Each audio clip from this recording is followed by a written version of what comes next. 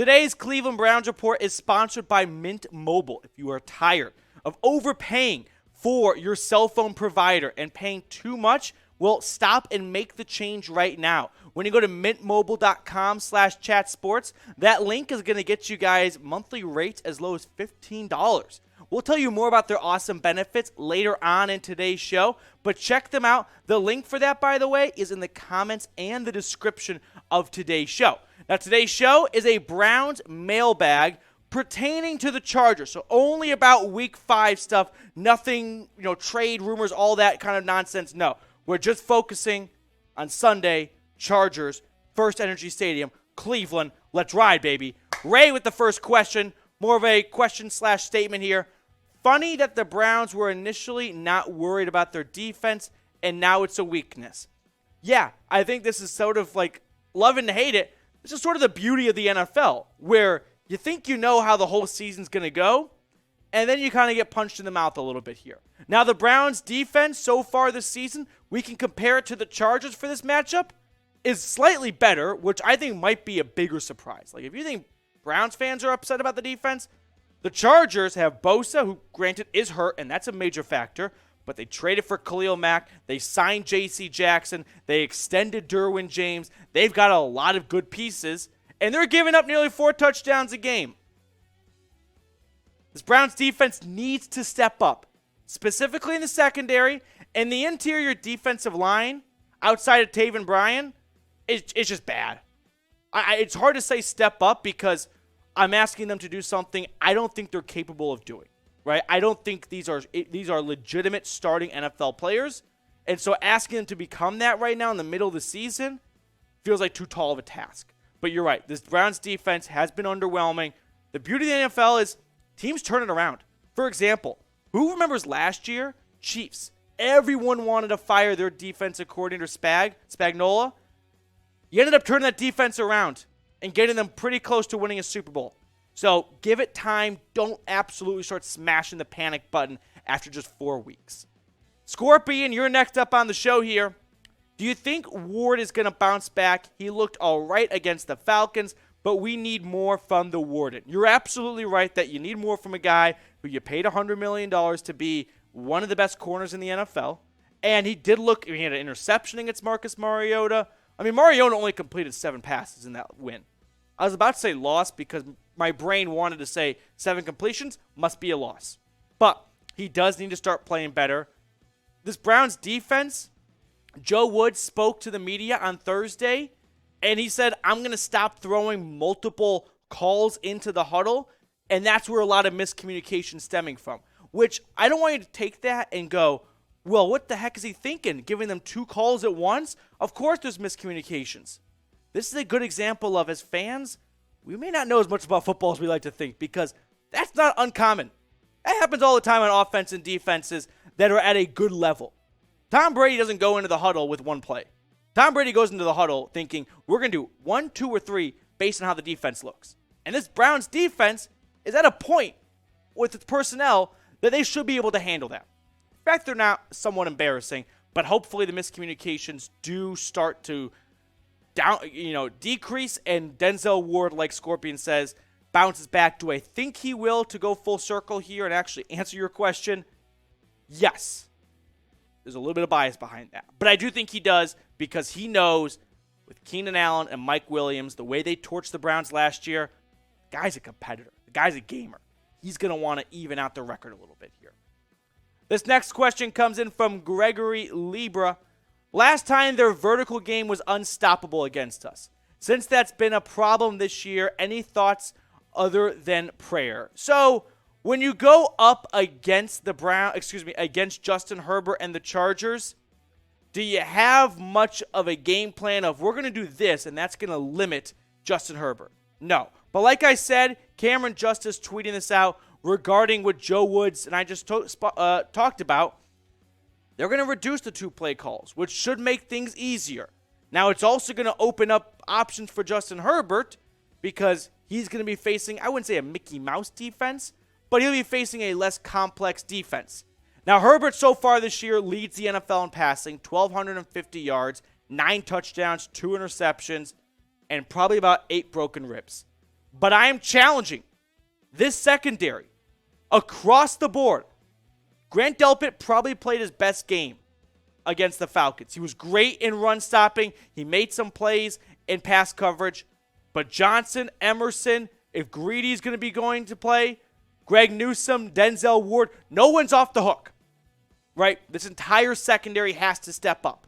If you're going to beat Herbert, I don't have film breakdown of if you do this, you'll beat Justin Herbert. No, Herbert's an alien. He can make something out of nothing. The way you beat Justin Herbert is you make enough plays that you give your offense some slack to go out and make plays and beat the Chargers defense. I think that's the best way you beat Justin Herbert. Now, who do you think needs to step up the most on this Browns defense? Is it Denzel Ward? Could it be Grant Delpit? Someone on the D-line? Let me know who you think down below. If I had to pick a name, I'll go Denzel Ward, purely because he's being paid more than everyone else, except for Myles Garrett. So, in the secondary, on the defensive line, wherever your issues are, Ward, you're a $100 million man. You got to start playing like it. All right, before we get to more questions, Mint Mobile, our proud sponsor today, like I said, has so many great benefits. I think the easiest one and the best one is how easy it is to switch from your current provider to Mint Mobile, all right? Listen, you don't have to waste your Saturday missing college football or missing NFL games on Sunday by going into your cell phone provider store. No, you can do it from your couch. Thanks to new eSIM technology, you can make the change, keep your phone number. Just start paying less and still be on the nation's largest 5G network.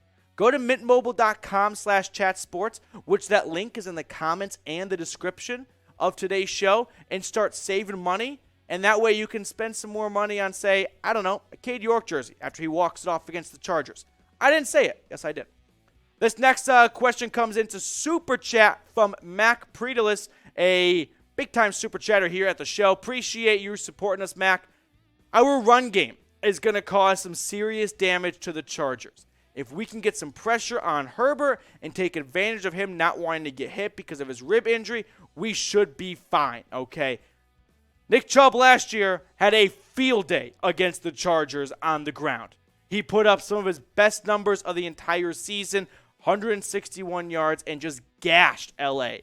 They need that again. Not because it's the Chargers, because that's the way the Browns are going to win with Jacoby Brissett. By not asking him to throw 350 yards and 3 touchdowns, but by Nick Chubb putting up over 100 yards. Amari Cooper making key grabs on third down. Donovan Peoples-Jones with yards after the catch. Anthony Schwartz staying off the field, right? That's how they're going to beat the Chargers. That was really me and Anthony. I don't know why I decided to do that dig there. But Chubb was awesome last year. They're going to need that and every bit of it against a Chargers team that is going to score points. Josh Miller, what's up, dude? Will Greedy Williams be on a pitch count Sunday? So Joe Woods spoke to the media following Thursday's practice and was kind of asked about this.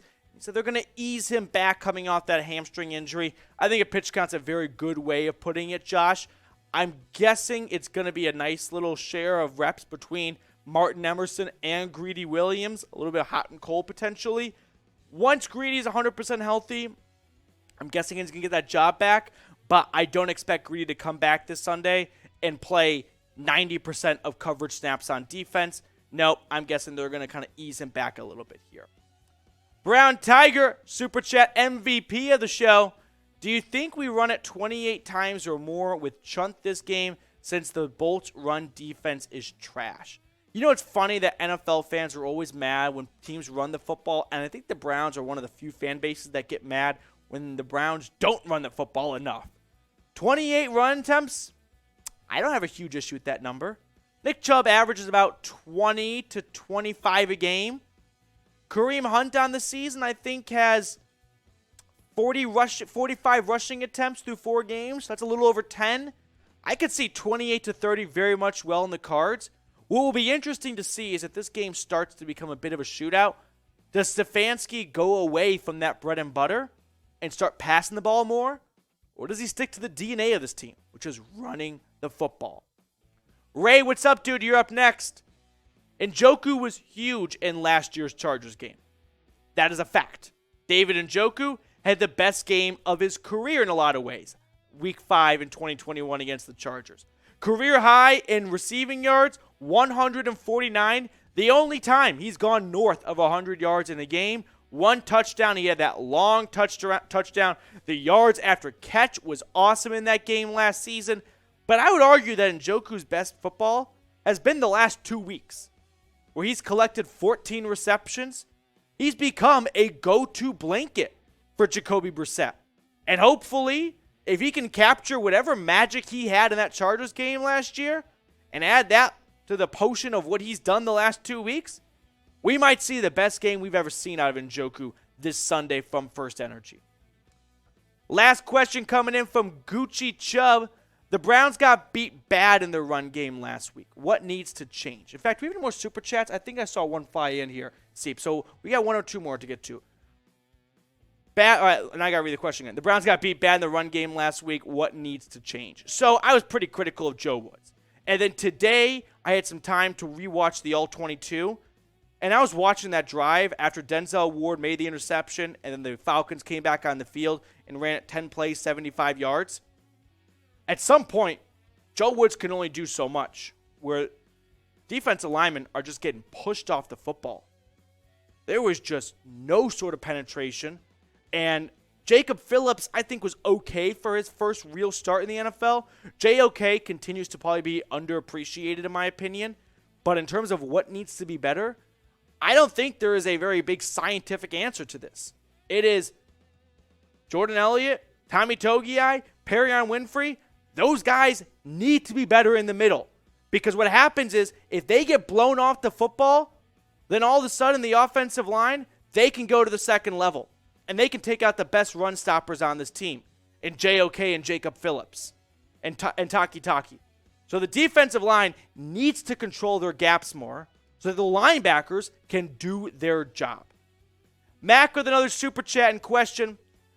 Richard LeCount was waived. Haven't heard much about that. And how do you feel about D'Anthony Bell getting snaps in run situations? So yeah, Richard LeCount was waived. He was brought back onto the practice squad. He has just been sort of the 53rd guy in this roster so far this year. So the Browns saw an opportunity to make some roster moves and ultimately keep Richard LeCount in the building still. But D'Anthony Bell is one of those fantastic preseason. No idea how he'd actually fare in real football, right? Against teams starting offensive lines. He had a lot of turnovers in the preseason. He was forcing fumbles. He was making interceptions. He was really forcing fumbles. So I'm interested to see if D'Anthony Bell, what he would do given the opportunity on the field against a first-team offense. But truthfully, I can't stand up here and be a wizard and go, oh, this is how he's going to play. I got no idea how a UDFA would fare against a real first-team offense. But my gut says I'm not too optimistic. All right, quick question I want to ask here. Is this a must-win game? The Browns have to win this game? I know we love to throw that term around. And in the moment, it always feels like yes, because it feels like the sky will fall if they lose. But is this game really must-win if they fall to 2-3, the season's over? I think it's a little early to say that.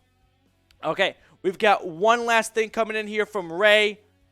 Who will be wearing the green dot for the Browns on Sunday? That would be Jacob Phillips. That's who's going to be wearing the green dot, taking over from Anthony Walker. Hopefully the communication improves. I appreciate you joining us for today's show, making us a part of your day. Follow me on Twitter at Matthew Petey if you have not already. Signing off here. Seeing you guys later with more Browns news and rumors here at the channel.